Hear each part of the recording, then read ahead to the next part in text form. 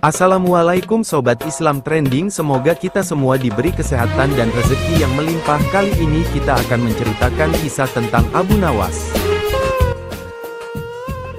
Suatu hari, ada 3 orang bijak dan pandai pergi berkeliling negeri mencari jawaban atas pertanyaan-pertanyaan mereka. Ketiga orang tersebut sangat terkenal pintar akan tetapi juga licik. Sampailah mereka di desa Abu Nawas tinggal. Orang-orang desa tersebut dibuat kewalahan menghadapi mereka. Akhirnya para penduduk bersepakat untuk menyerahkan permasalahan tersebut pada Abu Nawas untuk menghadapi kepintaran dan kelicikan ketiga orang tersebut. Kali ini kepandaian Abu Nawas diuji oleh 3 orang bijak. Mereka menentang Abu Nawas menjawab pertanyaan yang mereka ajukan dengan benar. Mereka sepakat menentukan hari untuk menggelar tantangan tersebut di sebuah lapangan dan ditonton oleh seluruh penduduk desa.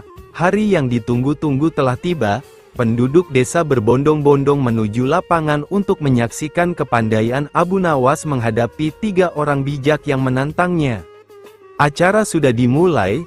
Sebagai tamu, ketiga orang bijak itu diberi kehormatan untuk mengutarakan pendapatnya kepada Abu Nawas. Sebagai rasa hormat kami, maka kalian bertiga terlebih dahulu diberi kesempatan untuk mengutarakan pertanyaan kepada Abu Nawas, kata kepala desa. Mendapat kesempatan tersebut, ketiga orang itu merasa sangat senang. Orang bijak pertama bertanya kepada Abu Nawas, di mana sebenarnya pusat bumi ini? Wahai Abu Nawas yang tolol, tanyanya dengan sombong melecehkan Abu Nawas. Tepat di bawah telapak kaki saya, saudara yang budiman, jawab Abu Nawas merendah diri. Orang bijak kedua tidak terima dengan jawaban Abu Nawas. Ia langsung berkata dengan keras, bagaimana saudara bisa membuktikan hal itu? Jika kalian tidak percaya atas jawabanku, ukur saja sendiri, jawab Abu Nawas. Tampaknya jawaban tersebut membuat orang bijak pertama tertegun dan tidak bisa berkata apa-apa. Untuk itu, orang bijak kedua mengajukan pertanyaannya kepada Abu Nawas, berapa banyak jumlah bintang di langit, sama dengan jumlah rambut yang tumbuh di keledaiku ini, saudaraku? Jawab Abu Nawas kembali dengan santai. Jawaban tersebut tidak memuaskannya. Ia kembali bertanya, bagaimana saudara bisa membuktikan hal itu? Tanyanya. Nah, kalau saudara tidak percaya, hitung saja rambut yang ada di tubuh keledai ini. Nanti saudara akan tahu berapa jumlahnya, jawab Abu Nawas. Itu hal bodoh. Akal-akalanmu saja, bagaimana bisa orang menghitung bulu keledai?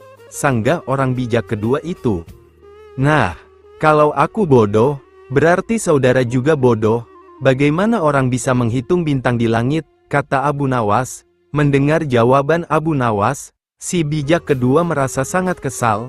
Tetapi ia tidak bisa memberi alasan lagi untuk menyanggah. Sekarang giliran orang bijak ketiga yang merupakan paling bijak di antara yang lain. Ia tidak terlalu menyombongkan diri, berkata pada Abu Nawas, tampaknya saudara tahu banyak mengenai keledai. Coba saudara katakan kepadaku, berapa jumlah bulu yang ada di ekor keledai itu? Tanyanya pada Abu Nawas. Jumlah bulu yang ada di ekor keledaiku ini sama dengan jumlah rambut yang ada di janggut saudara, jawab Abu Nawas dengan santai. Bagaimana saudara bisa membuktikan hal itu? Tanya si bijak ketiga mulai tersinggung. Oh, itu mudah sekali. Begini, saudara mencabut sehelai bulu dari ekor keledaiku, kemudian saya akan mencabut sehelai rambut dari janggut saudara. Nah, kalau sama, maka yang aku katakan adalah benar.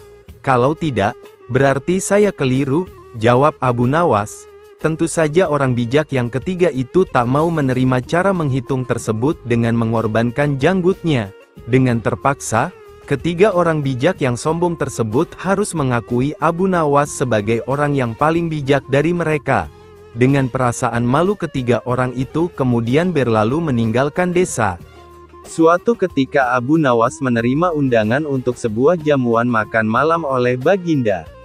Dalam undangan tersebut, ia diminta untuk berpidato mengisi acara jamuan dengan tausiah agama. Abu Nawas datang ke istana lebih awal menghadiri undangan Baginda, karena itu, Abu Nawas dipersilahkan duduk di bagian depan. Di depan, ia seakan-akan seperti menjadi tamu yang sangat istimewa. Beberapa saat kemudian, para undangan yang lain mulai berdatangan satu persatu langsung menempati kursi-kursi yang disediakan.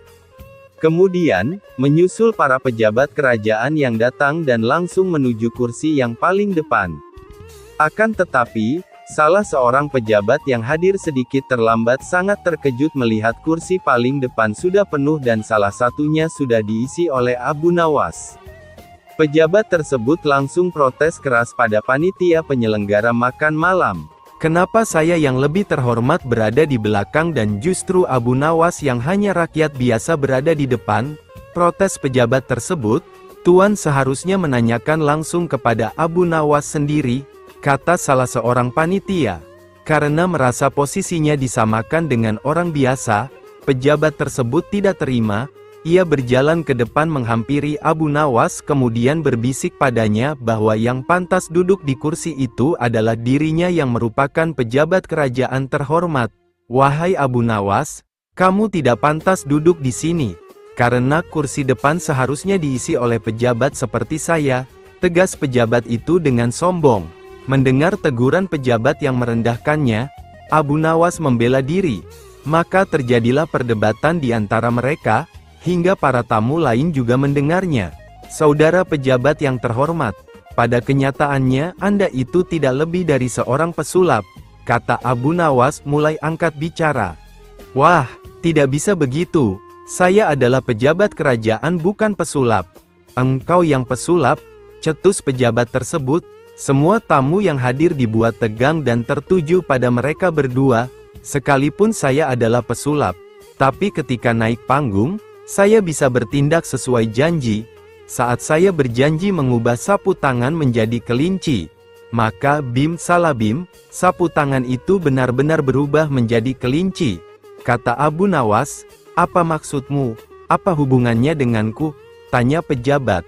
Anda seperti seorang pesulap yang gagal di atas panggung, berjanji mengubah bunga menjadi kelinci tapi Anda tidak berhasil mewujudkannya, kata Abu Nawas yang membuat suasana semakin panas. Apa maksudmu? Tanya pejabat itu marah. Sebelum menjadi pejabat Anda berjanji akan merubah nasib rakyat kecil menjadi lebih baik. Tapi, setelah menjadi pejabat, keadaan rakyat kecil sama saja seperti sebelum Anda menjadi penjabat. Jelas Abu Nawas. Wajah pejabat tersebut menjadi merah, ia diam terdunduk dipermalukan Abu Nawas di depan para tamu yang hadir. Abu Nawas kembali bertanya padanya. Nah, kalau begitu, mana yang lebih pantas duduk di sini? Tanya Abu Nawas kembali. Pejabat tersebut tidak menjawab pertanyaan Abu Nawas. Dengan perasaan kesal dan malu pejabat itu langsung beranjak meninggalkan Abu Nawas dan duduk di belakang. Suatu hari ketika Abu Nawas menghabiskan waktunya di rumah tiba-tiba datang 3 orang pengawal istana ke rumahnya. Ketiga pengawal itu menemui Abu Nawas dan berkata jika mereka diperintahkan Baginda Raja untuk berak di tempat tidur Abu Nawas.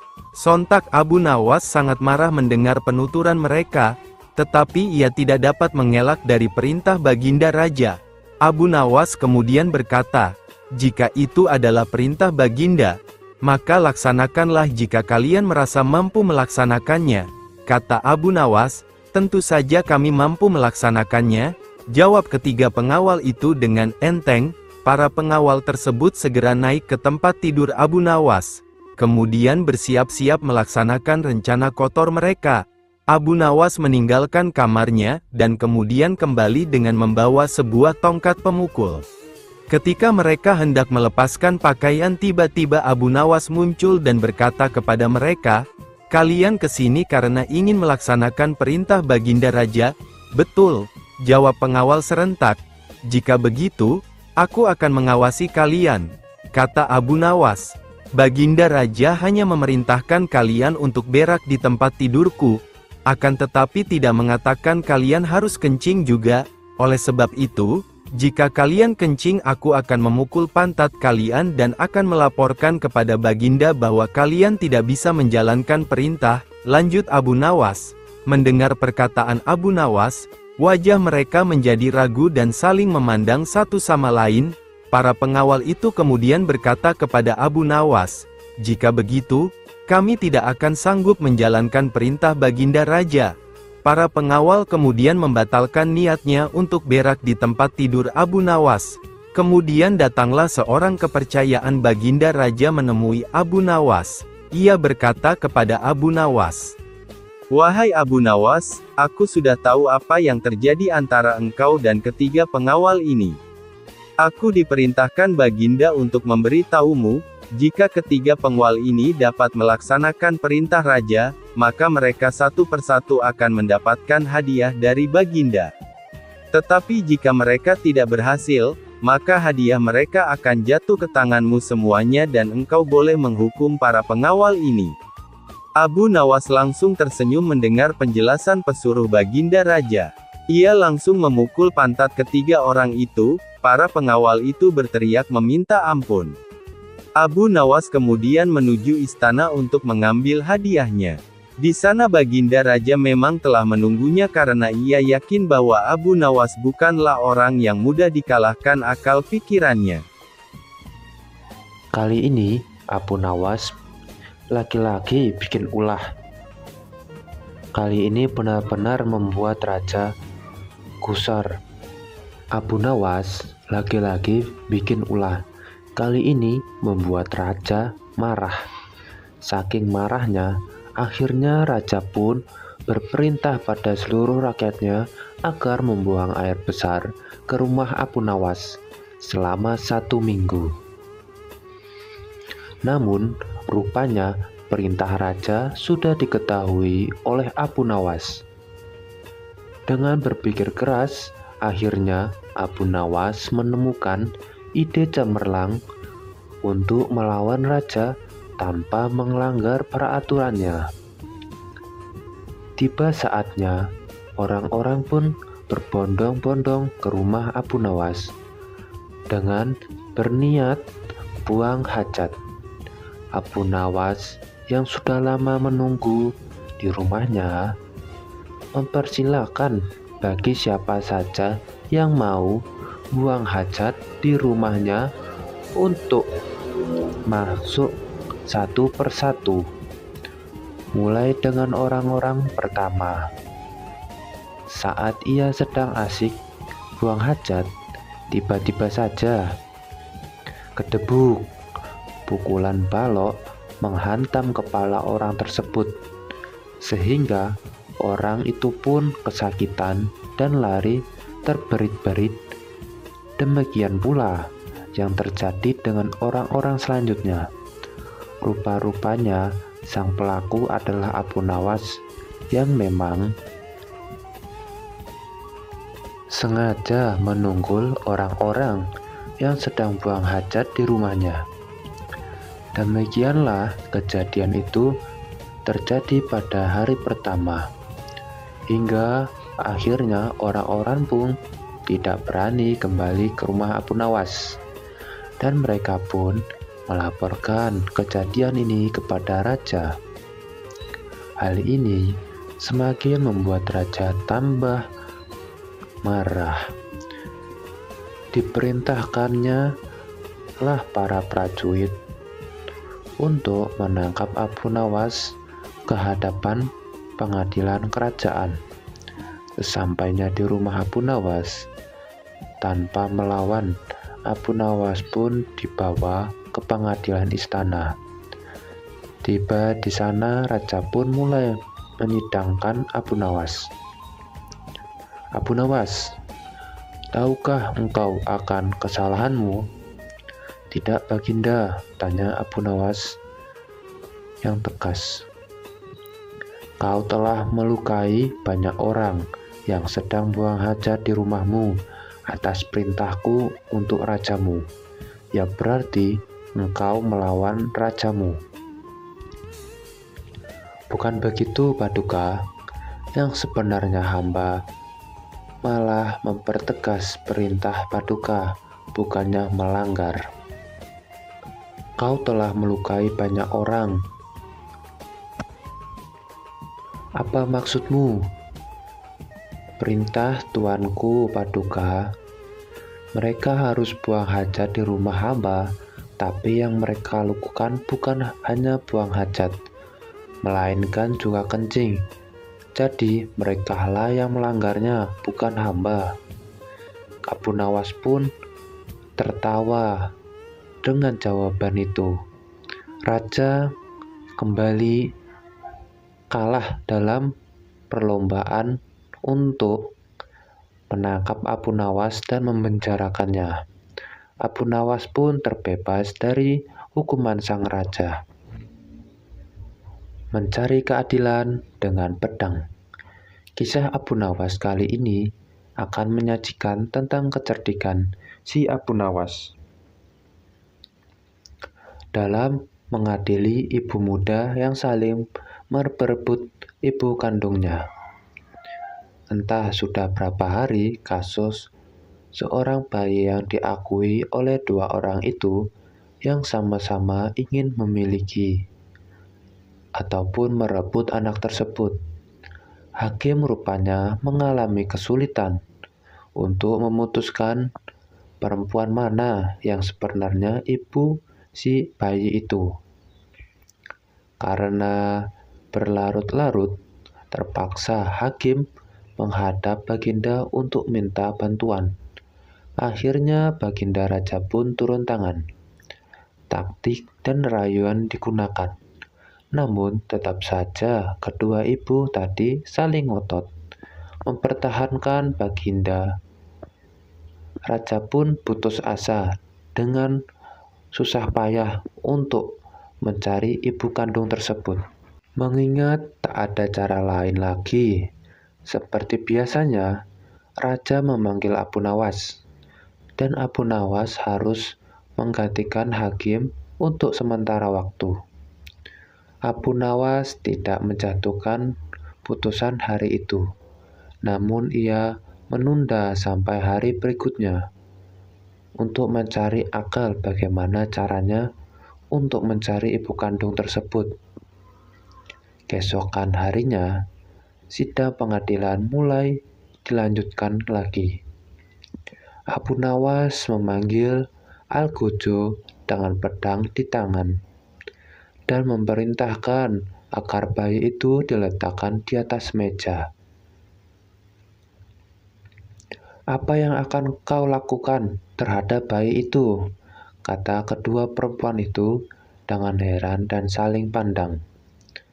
"Sebelum aku mengambil tindakan, apakah salah satu dari kalian bersedia mengalah dan menyerahkan bayi itu kepada yang berhak memilikinya?" kata Abu Nawas. "Tidak, bayi itu adalah anakku," kata kedua perempuan itu secara serentak.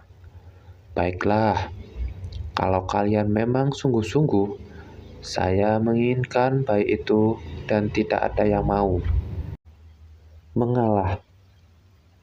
Maka aku dengan sangat terpaksa akan membelah bayi itu menjadi dua sama rata," jawab Abu Nawas mengancam kedua orang tersebut. Perempuan pertama sangat girang, bukan kepalang, sedangkan perempuan kedua menjerit-jerit histeris. "Jangan, tolong, jangan kau belah bayi itu. Biarlah aku rela bayi itu seutuhnya diserahkan kepada perempuan itu," kata perempuan kedua. Abu Nawas pun tersenyum lega mendengar penuturan perempuan kedua itu. Sekarang topeng mereka sudah terbuka, dan Abu Nawas pun segera mengambil bayi itu dan langsung menyerahkan kepada perempuan kedua. Abu Nawas minta agar perempuan pertama dihukum sesuai dengan perbuatannya, karena tak ada ibu yang tega menyaksikan anaknya disembelih, apalagi di depan mata. Baginda Raja merasa puas terhadap keputusan Abu Nawas. Sebagai ungkapan rasa terima kasih, Baginda menawarkan Abu Nawas menjadi penasihat hakim kerajaan. Akan tetapi, Abu Nawas menolaknya. Ia lebih senang menjadi rakyat biasa, sebagai orang desa. Abu Nawas lebih suka hidup sederhana dan tidak gila jabatan seperti zaman sekarang ini. Memeras pemeras. Kisah Abu Nawas kali ini mencoba menyungguhkan tentang cara Abu Nawas untuk memeras para pemeras. Seorang pegawai pemerintah yang telah berani mencoba memeras Abu Nawas. Jangan ditiru ya perbuatan dari pegawai pemerintah yang satu ini. Kisahnya, pada waktu itu banyak sekali rakyat jelata yang ingin mendapatkan hadiah besar dari sang raja. Karena sudah menjadi aturan kerajaan, bagi siapa saja yang bisa membawakan berita bagus untuk raja, maka ia akan mendapatkan hadiah yang sangat besar.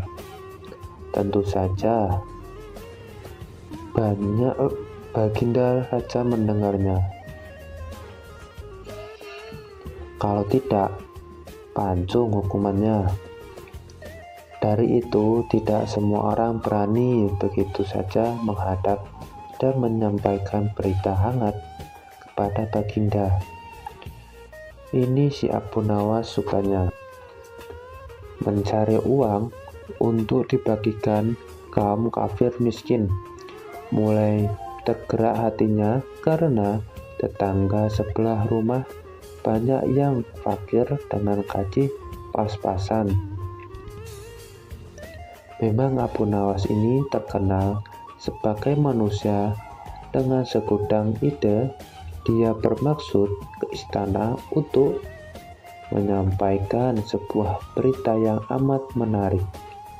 Abu Nawas yakin kalau yang akan disampaikan pasti akan membuat baginda girang, karena berita ini jarang diketahui orang. Di suatu pagi yang cerah, Abu Nawas berangkat sendirian menuju istana. Tetapi semuanya tidak seperti yang dibayangkan. Semula, karena ia harus berhadapan dengan pengawal penjaga pintu gerbang istana. Penjaga itu tidak membawa Abu Nawas, orang yang sangat cerdik, bahkan paling cerdik di negerinya. Dari itu,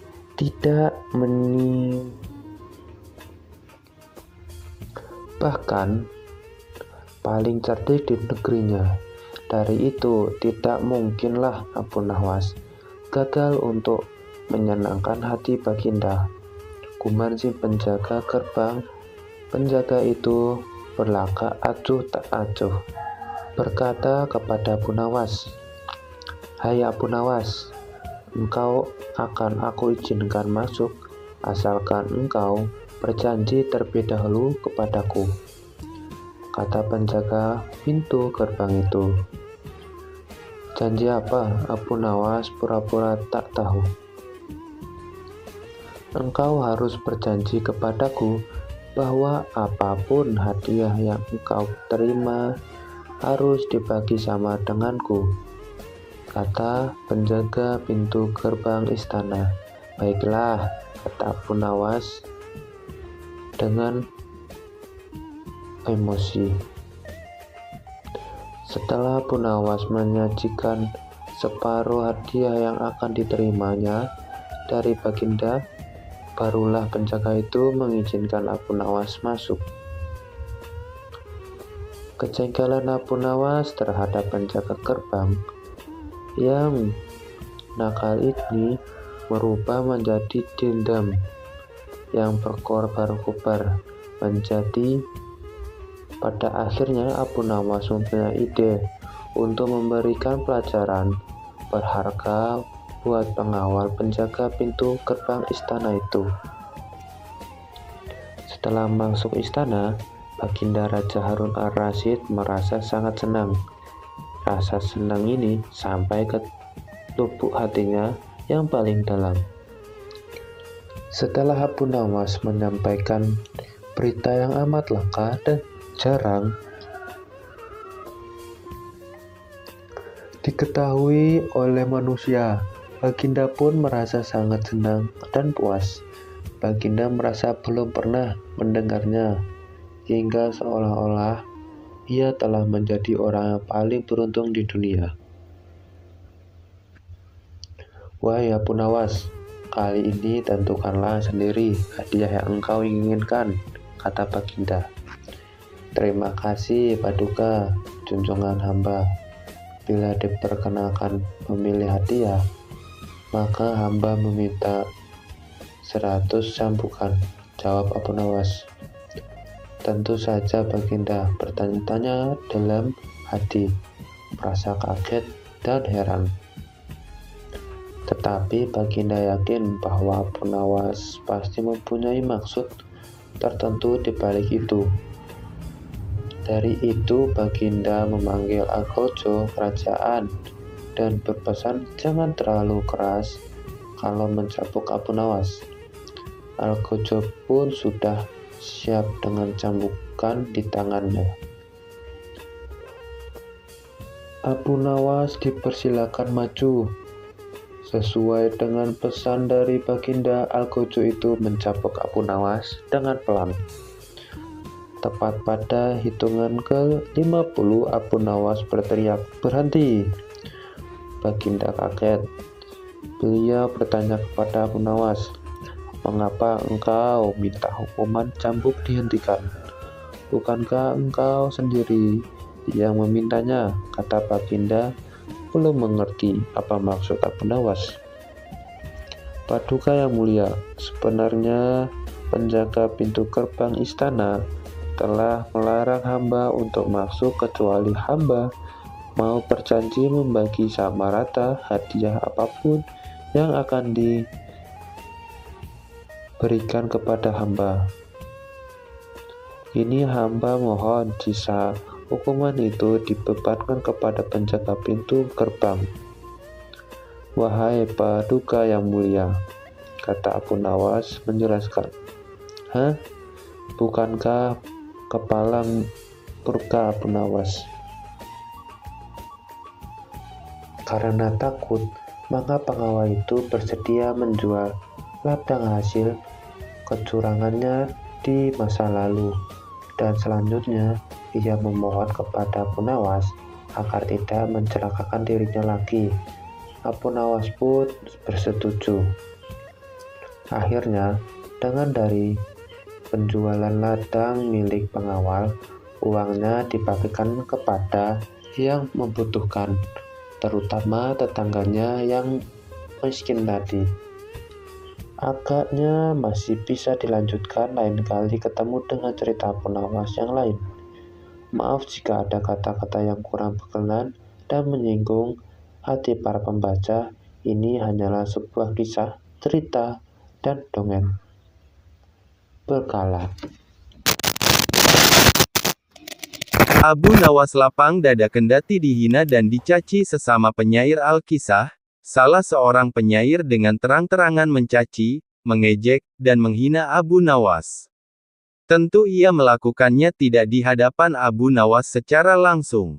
Dalam kisah ini nama penyair ini tidak disebutkan. Namun, peristiwa itu pun akhirnya sampai juga di telinga Abu Nawas. Abu Nawas biasa saja, sepertinya ia telah menyusun rencana yang matang. Singkat cerita, suatu hari digelarlah suatu perayaan. Perayaan ini dihadiri oleh para tokoh, pemuka kerajaan, dan juga para penyair sekaligus sastrawan. Akhirnya, di perayaan itu bertemulah keduanya, Abu Nawas dan penyair yang mengejeknya. Kini Abu Nawas membuka pembicaraan, "Wahai saudaraku, apa kau kira cacianmu dan hinaanmu itu merugikanku? Apa kau kira namaku akan redup? Apa kau kira anakku mati mendengar cacianmu?" Serga Abu Nawas bertanya. "Tidak," jawab si penyair singkat. "Tidak," jawab si penyair singkat. "Apa rumahku hancur mendengar cacianmu?" Serga Abu Nawas lagi. "Tidak," jawab si penyair singkat. "Kalau begitu, selagi kakiku masih menopang badanku, Cacianmu tak dapat mengubah apapun dalam hidupku, sampai kapanpun, tegas Abu Nawas. Kini penyair itu mulai tersulut dengan perkataan Abu Nawas. Wah, sombong sekali kau Abu Nawas, kau mau apa? Ucap si penyair kesal. Aku hanya mau melihat apa yang kau bisa lakukan di hadapanku setelah ini. Ucap Abu Nawas dengan santai. Orang-orang yang hadir dalam perayaan itu pun lantas tertawa mendengar pernyataan terakhir Abu Nawas. Si penyair itu pun mentalnya mulai sempoyongan, lidahnya sepertinya tercekat. Tawa orang-orang pun membuat kekalahannya semakin telak di hadapan Abu Nawas. Abu Nawas memang debitur yang cerdik, tuan tanah kena tipu. Pada sore itu Abu Nawas duduk di beranda depan gubuknya. Sambil memandang langit biru yang mulai nampak senja, Abu Nawas berpikir bagaimana agar dapur rumahnya agar tetap mengepul. Sementara itu tak jauh dari rumahnya ada seorang tuan tanah yang sudah pasti kaya. Rumahnya besar mentereng dengan seperangkat gudang makanan, lahan peternakan dan kamar-kamar mewah. Hampir setiap orang yang berada di daerah itu bekerja dengan tuan tanah itu. Sayang tuan tanah itu pelitnya nauzubillah. Jika meminjamkan uang, maka dia memasang bunga selangit. Maklum, tuan tanah ini juga rentenir yang selalu mencari mangsa. Abu Nawas dikenal sebagai tokoh yang tak sungkan-sungkan memberi lebihan jika meminjam duit kepada orang. Hanya saja, dia tidak pernah mau berurusan dengan tuan tanah itu. Tiap memberi lebihan, Abu Nawas selalu bilang, duitnya beranak. Begitu juga ketika ia meminjam seekor ayam maka ayam itu akan dikembalikan dua karena ayam itu beranak. Tentu saja, itu membuat tuan tanah kepingin Abu Nawas meminjam kepada dirinya. Abu Nawas tentu akan memberi keuntungan berlimpah. Abu Nawas adalah debitur idaman, pikirnya. Nah, sore itu terlintas dalam benak Abu Nawas untuk meminjam sesuatu kepada tuan tanah. Maka datanglah ia ke rumah si kaya itu. Abu Nawas ingin meminjam 3 butir telur. Sudah barang tentu, tuan tanah setuju tanpa perlu proposal dan perjanjian segala. Bahkan tuan tanah itu menanyakan kepada Abu Nawas apakah ingin meminjam yang lain. Abu Nawas menggelengkan kepala. Ini saja dulu, jawabnya. Dia hanya butuh 3 butir telur. Tuan tanah itu bertanya lagi dengan Abu Nawas kapan telur itu akan beranak. Abu Nawas menjawab itu tergantung dengan keadaan. 5 hari kemudian, Abu Nawas kembali ke rumah tuan tanah itu untuk mengembalikan telur 3 menjadi 5 butir. Melihat 5 butir telur betapa senangnya tuan tanah itu, lalu menanyakan kepada Abu Nawas apakah ia akan meminjam lagi. Abu Nawas lalu meminjam piring tembikar sebanyak 2 buah. Tuan tanah itu memberikan dengan senang hati dan berharap piringnya itu menjadi banyak. 5 hari kemudian Abu Nawas datang dengan membawa 3 piring tembikar. Walaupun tidak sesuai dengan yang diharapkan, tetapi hati tuan tanah cukup gembira karena 2 piring dulu hanya melahirkan 1 anak saja. Tak mengapa, pikir sang tuan tanah, karena bisa saja orang mempunyai anak tunggal bahkan tidak memiliki anak. Abu Nawas dan tuan tanah itu sama-sama senang. Oleh karena itu tuan tanah meminjamkan uang senilai 1.000 dinar. Jumlah yang sangat besar, gaji buat seluruh karyawan dan pekerjanya selama 1 bulan. Tuan tanah itu berangan-angan bahwa uang yang dipinjam Abu Nawas nanti akan diapakan karena akan banyak beranak. Tuan tanah itu menanti dengan tidak sabar. Ditunggu selama 5 hari, Abu Nawas tidak kunjung datang. Hampir 1 bulan, Abu Nawas juga tidak datang. Saat tuan tanah bermaksud mengirim debt collector, Abu Nawas tiba-tiba nongol. Mulanya tuan tanah gembira, tapi begitu Abu Nawas selesai menjelaskan persoalannya, tuan tanah jadi marah bukan kepalang. Sayang sekali tuan, uang yang saya pinjam itu, bukannya beranak, malah 3 hari kemudian mati mendadak, kata Abu Nawas. Mendengar kata-kata itu betapa geramnya tuan tanah. Hampir saja Abu Nawas dihajar anak buah tuan tanah. Untung saja ada teman-teman Abu Nawas yang baru pulang dari bekerja melerainya. Tuan tanah itu mengadukan kepada pengadilan dengan harapan Abu Nawas akan digantung. Pengadilan pun digelar. Abu Nawas membeberkan semua duduk permasalahannya. Demikian juga tuan tanah itu menjelaskan. Pengadilan pun memutuskan cukup rasional. Kalau sesuatu bisa beranak sudah pasti bisa mati. Dan Abu Nawas telah menjalankan lakonnya dengan baik. Adapun tuan tanah yang tamak itu telah tertipu karena wataknya sendiri yang kikir, tamak, pelit. Abu Nawas mengubah hidup orang dan menunjukkan cara melihat setan. Al-Kisah, suatu hari Abu Nawas sedang bepergian untuk suatu urusan. Tiba-tiba di tengah perjalanan ia melihat seorang pria mau melompat dari jembatan. Abu Nawas bergegas menghampirinya. "Jangan! Jangan!" teriak Abu Nawas agak ngos-ngosan. "Jangan lakukan itu," ujarnya lagi. "Mengapa di usiamu yang masih muda, berpikir untuk terjun ke dalam air yang sangat dingin itu?" tanyanya. "Karena saya bosan hidup," jawab laki-laki itu.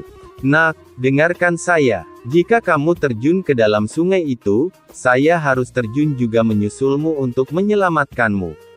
Air itu dingin sekali. Saya baru saja sembuh dari radang paru-paru. Tahu maksud saya bisa mati. Saya mempunyai istri dan anak.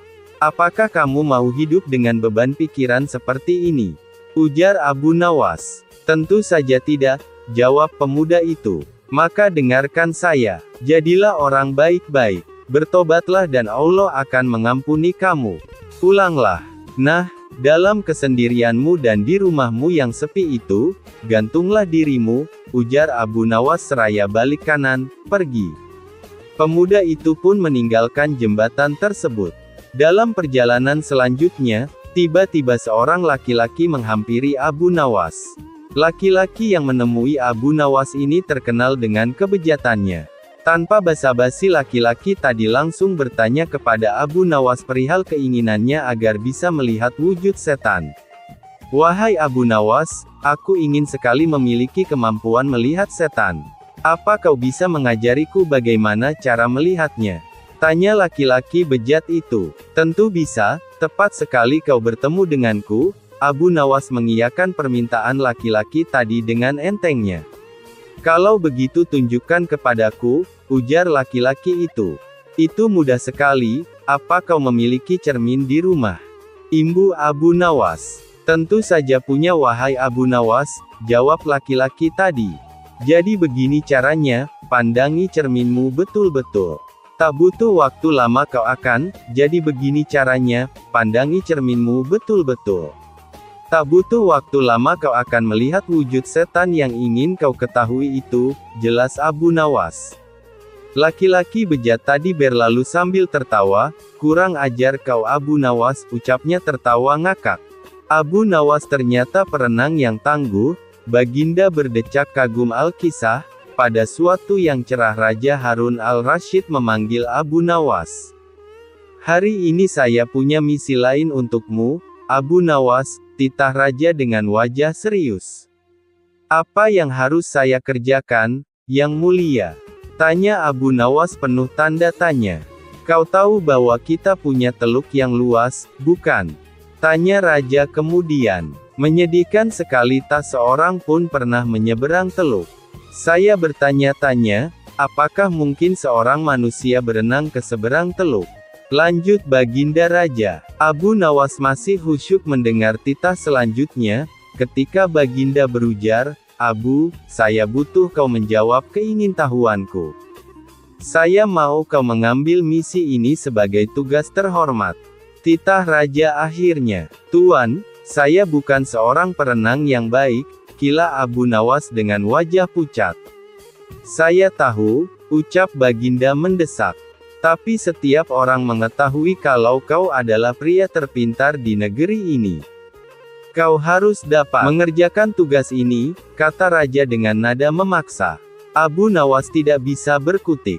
Dia tergagap. Kemudian dengan sangat terpaksa dia berujar, "Ya, saya akan mengerjakannya, Yang Mulia." Pertemuan selesai. Abu Nawas menggerutu begitu meninggalkan istana. Kepalanya tiba-tiba menjadi berat. Susah diajak berpikir. Asam lambungnya juga naik, tanda stres sedang hinggap. Selanjutnya si cerdik ini berjalan gontai ke pantai, lah memandangi teluk yang luas itu. Beberapa kali ia menarik nafas dalam-dalam. Pikirannya masih kalut, ketika ia akhirnya duduk di bawah sebuah pohon palem. Dia mencoba mencari ide menyiasati misi yang mustahil itu. Pada waktu itu ia melihat pakaian anak-anak tergeletak di atas bebatuan di sampingnya. Di mana anak itu? Mereka pasti berenang di pantai, gumam Abu Nawas. Seketika itu juga, kepala Abu Nawas tiba-tiba enteng. Asam lambungnya normal-normal saja. Cuma hanya kepingin makan yang enak-enak. Senyumnya pun terkembang. Nampaknya ia telah menemukan ide cemerlang. Abu Nawas lalu pulang dan bangun pagi-pagi sekali pada hari berikutnya. Dia segera pergi ke pantai. Sambil tersenyum, Abu Nawas melepaskan pakaian dan cincinnya lalu meletakkannya di pasir, lah juga melepaskan sepatunya dan meletakkannya di samping pakaiannya.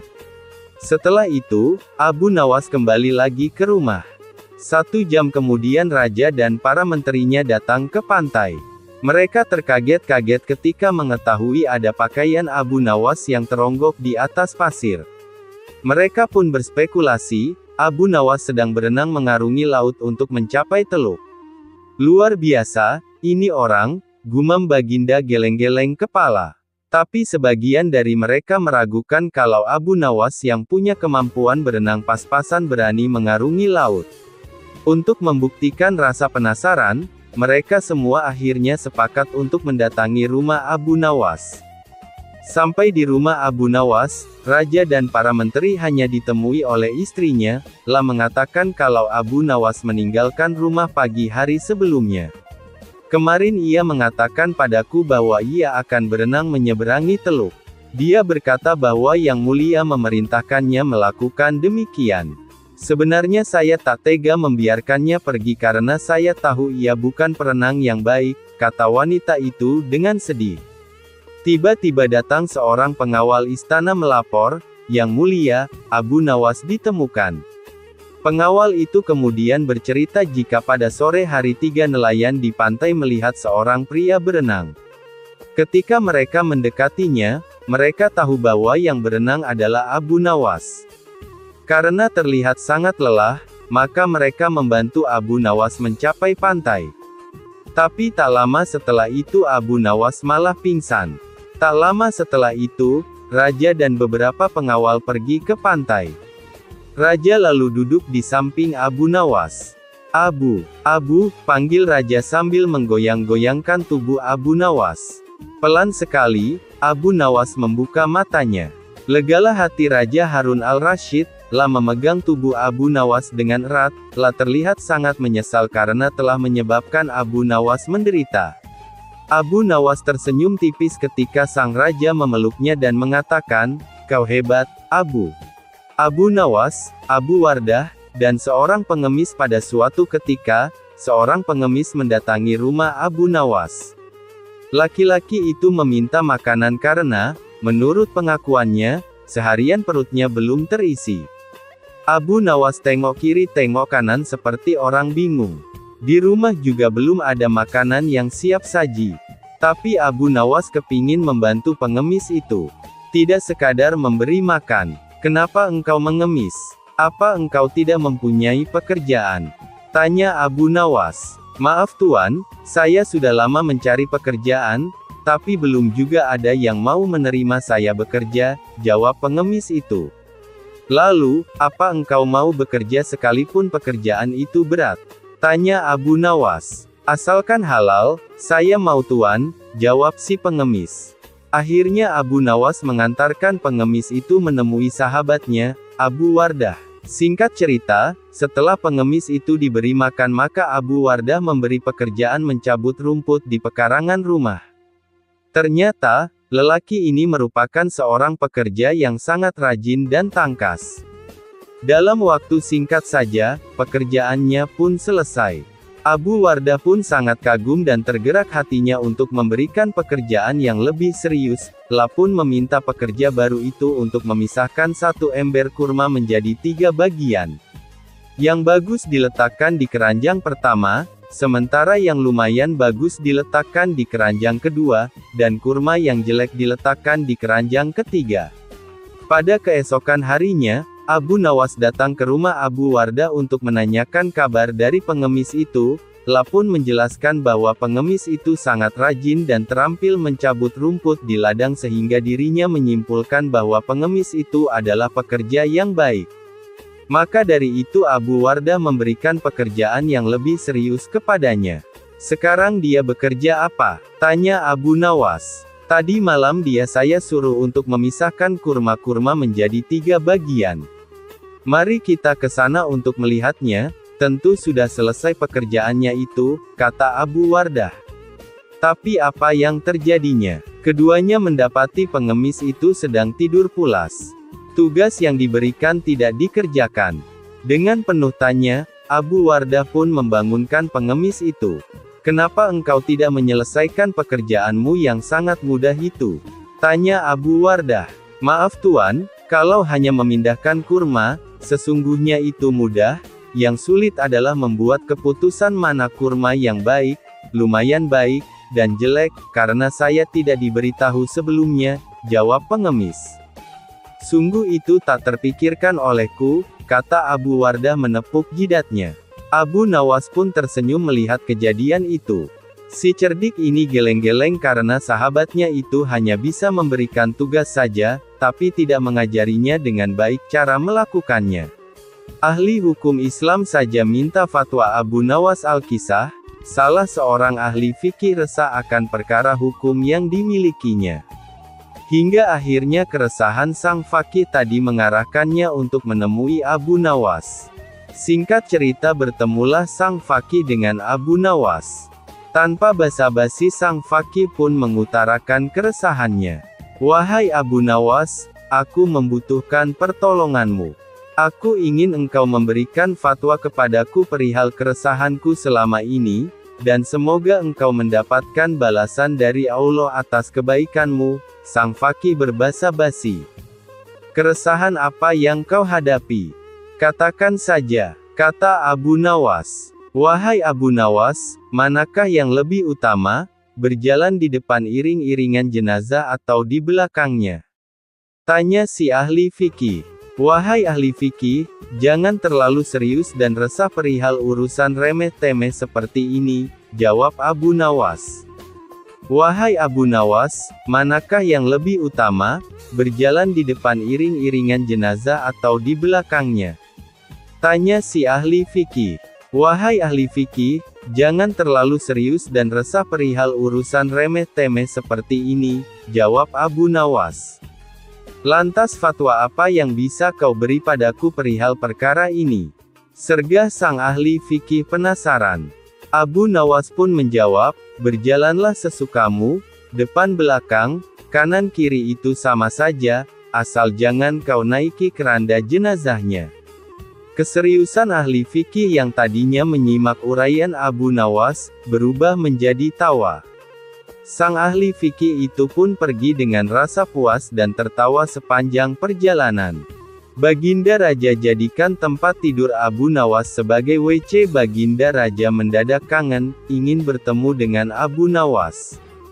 Soalnya, sudah beberapa hari ini si cerdik ini tak menampakkan batang hidungnya.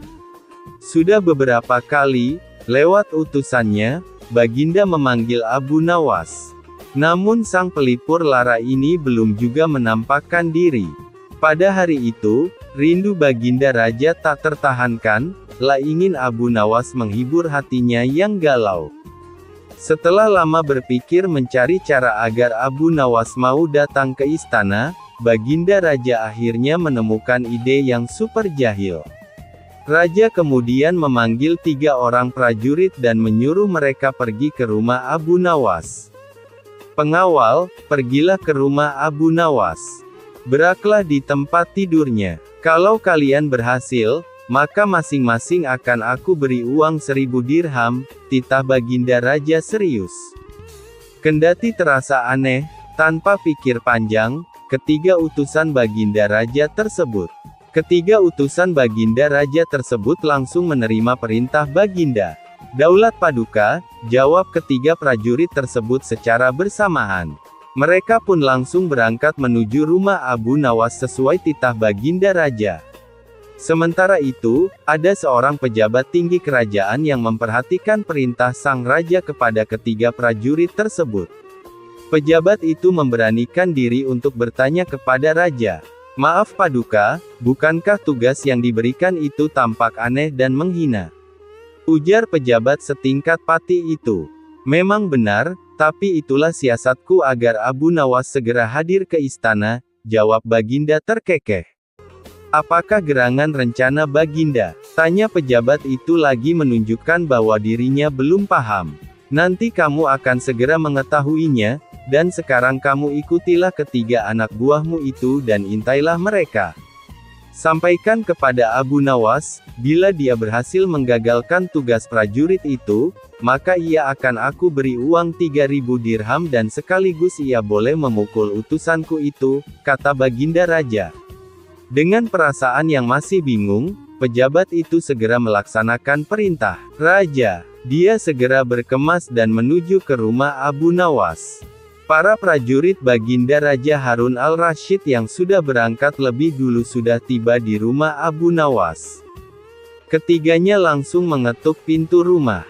Tak lama setelah itu, Abu Nawas pun membukakan pintu dan bertemu ketiga utusan Baginda Raja. "Kami diutus oleh Baginda Raja untuk buang air besar di tempat tidurmu. Karena ini perintah Raja, kamu tidak boleh menolak," kata salah satu prajurit. Abu Nawas kaget bukan kepalang. Tapi ia segera sadar, permainan sedang dirancang Baginda Raja. "Oh, silakan. Saya sama sekali tidak keberatan. Silakan saja kalau kalian mampu melaksanakan perintah Raja," ucap Abu Nawas kemudian, segera memutar otak. "Betul?" tanya prajurit Raja memastikan. "Iya, silakan saja," sahut Abu Nawas enteng.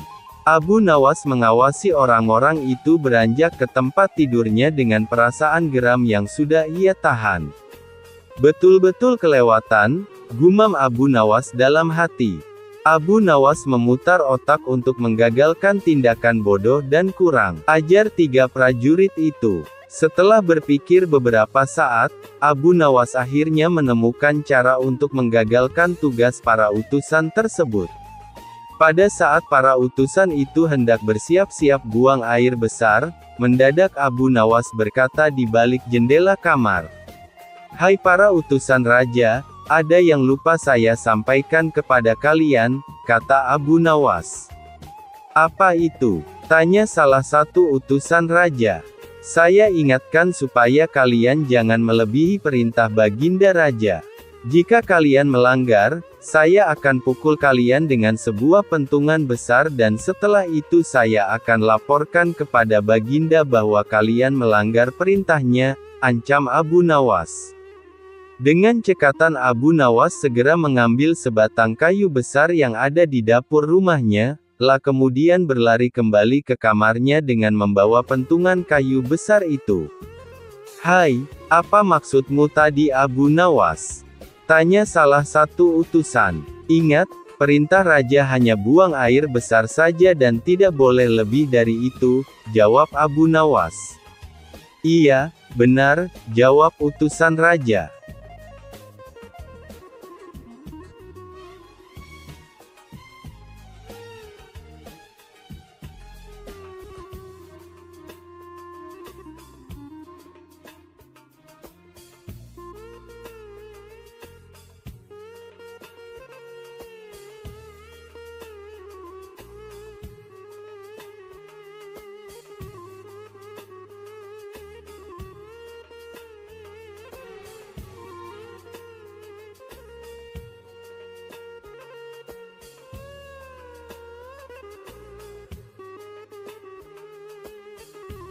Panah pembawa rezeki Abu Nawas memang cerdik, meskipun tak mempunyai kemampuan untuk melaksanakan titah sang raja, namun dia selalu berhasil melaksanakan tugasnya. Dan hadiah selalu menanti, sungguh rezeki yang tak disangka.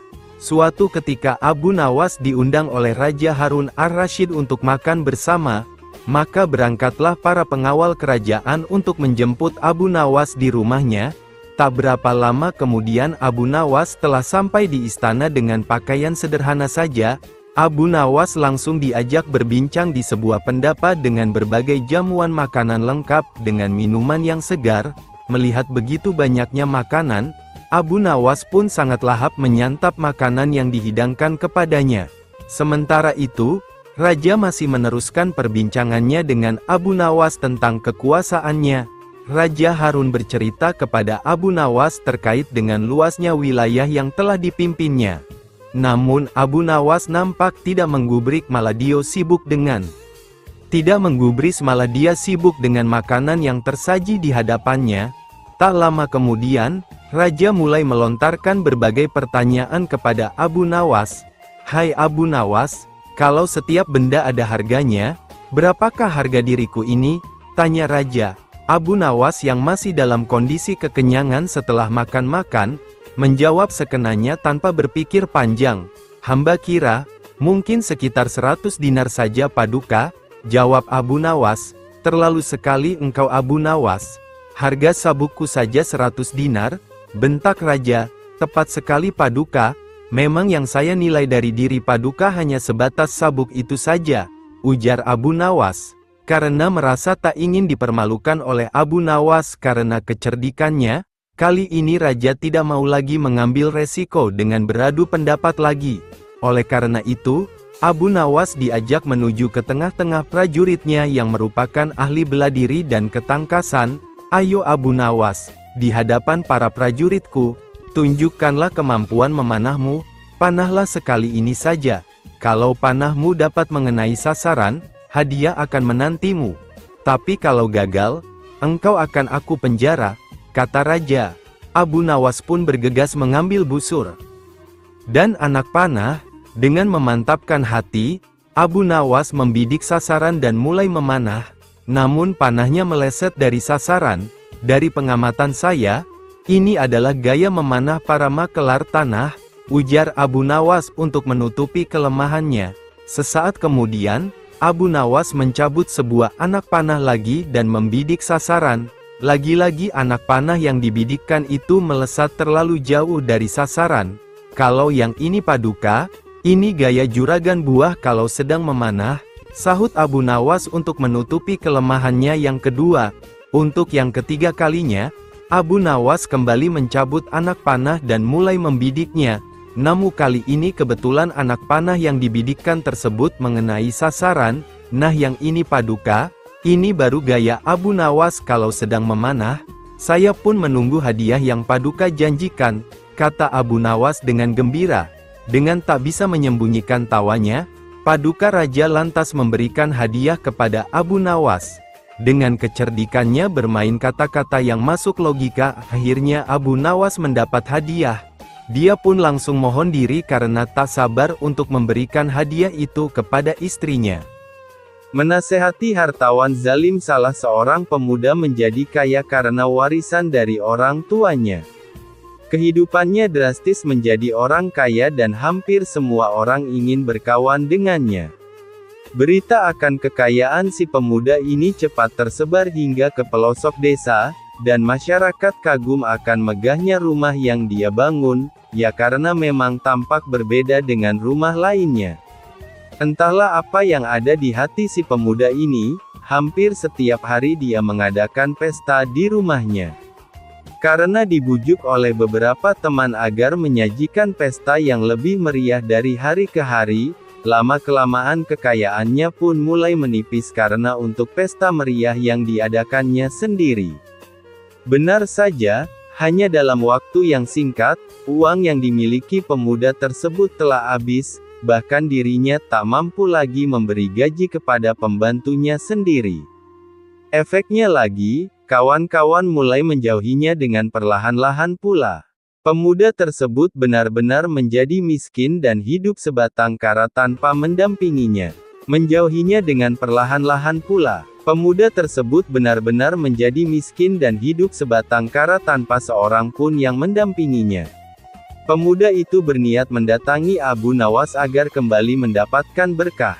Pemuda itu mengutarakan maksudnya, uang saya sudah habis dan kawan-kawan saya telah meninggalkanku, apa yang seharusnya aku lakukan, keluh pemuda itu.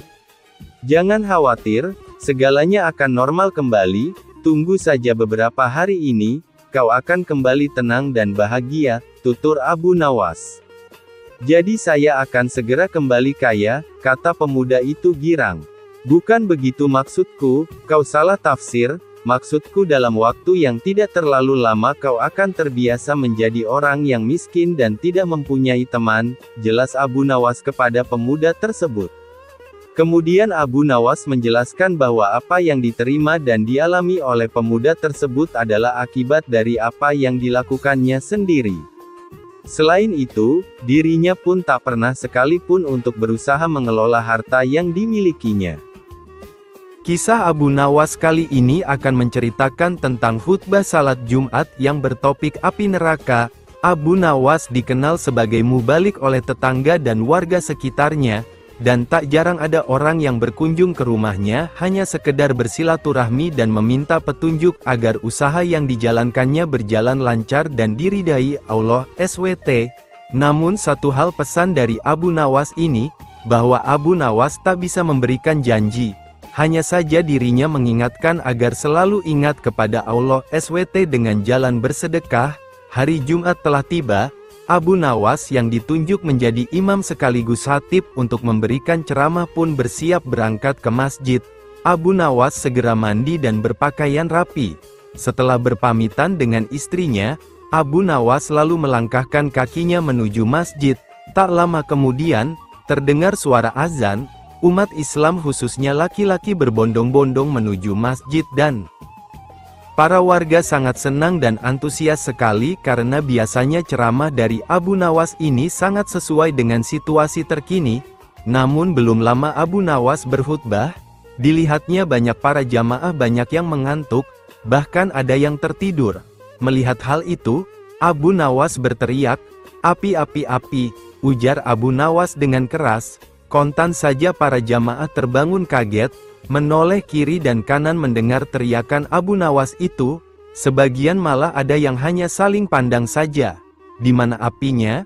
Di mana?" teriak jamaah. Abu Nawas yang melihat para jamaah terbangun dan panik, lantas Abu Nawas meneruskan khutbahnya tanpa peduli pertanyaan para jamaah mengenai letak apinya.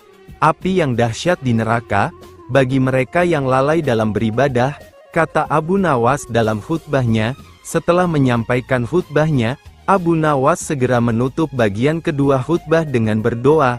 Sesaat kemudian, Abu Nawas kemudian memimpin salat Jumat dengan khusyuk diikuti oleh para jamaah. Para jamaah tersadar dan masih ingat akan api neraka yang diucapkan oleh Abu Nawas tadi.